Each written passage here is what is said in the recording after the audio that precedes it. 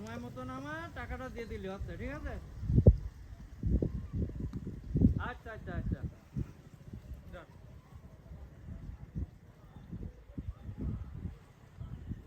কি খবর কাশেম? তুমি মাস্টার হয়ে এমন ভুল করতেছো, কেমন হয়ে গেল না? জি, আহ, মানে শফিক ভাই কি ভুল করলাম আমি? আহা, আবারও ভুল? শোনো, ইতিমধ্যে তুমি দুইটা ভুল করে ফেলেছো। প্রথম ভুলটা হচ্ছে আমাকে তুমি সালাম দেওনি, আর দ্বিতীয় ভুলটা হলো আমি যে তিনবার হজ, মানে দুইবার যে হজ করেছি, আরেকবার যে হজ করতে যাব নিয়াতটা করেছি, আমার একটা হাজী সাহেব, একটা সম্মান জি, আছে জি, না, জি, জি। হাজী সাহেব বলতে হবে না? ও, আসসালামু আলাইকুম। ওয়ালাইকুম। ওই হলো, এই প্রথমটা সংশোধন হলো, পরেরটা?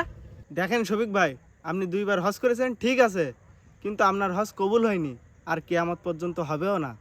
কেননা আপনি একজন সুদ ব্যবসায়ী, গ্রামের ভেতরে নাম করা সুদখোর, আর সুদের টাকায় কখনো হজ কবুল হয় না। কি এত বড় কথা? সুদী ব্যবসায়ী মানে? নাম করা সুদখোর মানে? কে বলে আমাকে সুদখোর? আমি মানুষের বিপদে পাশে থাকি, মানুষের সাহায্য করি, মানে উপকার করি। মনে করো ওই যে ওই দিন এই জব্বারের ভ্যানের টায়ারটা নষ্ট হয়ে গেল, এখন সে টায়ার কিনতে পারছে না, আমার কাছে এসে বলল 500 টাকা দাও। আমি তাকে 1000 টাকা দিলাম। এটা কি উপকার হলো না? আমার উপকারের কি কোনো দাম নেই? সেজন্যই তো তাকে সপ্তাহে সপ্তাহে 100 টাকা করে নেওয়া হয়। কয়েকদিন পরে দেবে বলতেছে। এটা কি সুদ হয় নাকি? এটা হলো হাদিয়া। এটা উপকার করছি, তার একটা হাদিয়া। আপনাদের মতো শিক্ষিত মানুষ এটাকে সুদ বলে। সেজন্যই তো আমি শিক্ষিত মানুষ পছন্দ করি না, আর বেশি দিন সম্পর্কও রাখি না। তা ওসব বাদ দাও, তুমি হন করে কোথায় যাচ্ছ? এই তো জামালের বাড়িতে যাচ্ছিলাম। জামালের বাড়িতে যাচ্ছ? জি ও, আমরাও তো ঘুরে আসলাম। জি জি জি। তো জামালের বাড়িতে কি কাজ? ওই ছেলেকে পড়াতে যাচ্ছ নাকি? না, কিছুদিন আগে জামাল ভাই আমার কাছ থেকে 3000 টাকা হাওলাত নিয়েছিল, আমি সেই টাকায় আনতে যাচ্ছি। কি? ভাই দাঁড়ান, কোথায় যাচ্ছেন? কি ব্যাপার নাকি? ব্যাপার মানে সাংঘাতিক ব্যাপার। ওর কাছে 1 সপ্তাহ ধরে হাঁটতেছি, জি জি জি। বারবার ফিরিয়ে দিচ্ছে, প্রত্যেকবার বলে টাকা নেই। আচ্ছা, ওর টাকা পেলো কোথায়? ওর ছেলের উপবৃত্তির টাকা তুলেছে 3000 টাকা, সেই টাকায় ভাই ভাই ভাই ভাই দাঁড়ান না না, কোথায় যাচ্ছেন?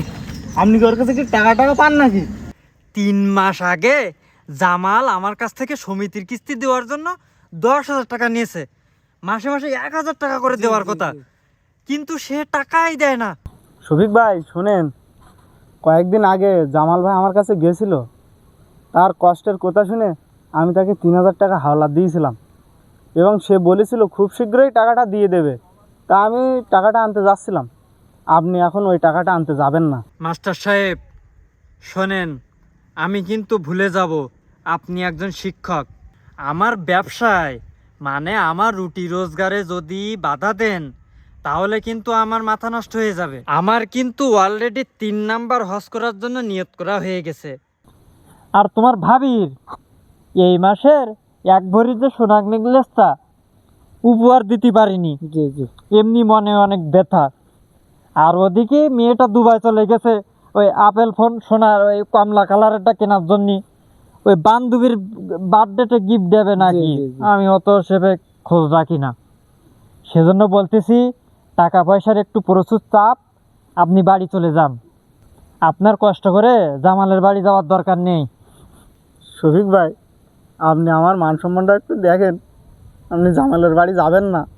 আহা, এ তো দেখতেছি আঙ্গুল বাঁকা করতে হবে। সোজা আঙ্গুলে ঘি না উঠলে আঙ্গুল বাঁকা করতেই হয়। ভাই ভাই আপনি ওই যাবেন না ভাই, আপনি তো যাচ্ছেন সুদের টাকা আনতে ভাই, আর আমার পাওনা টাকা ভাই, আপনার টাকা দিয়ে আমার টাকা হক বেশি ভাই, যাবেন না ভাই।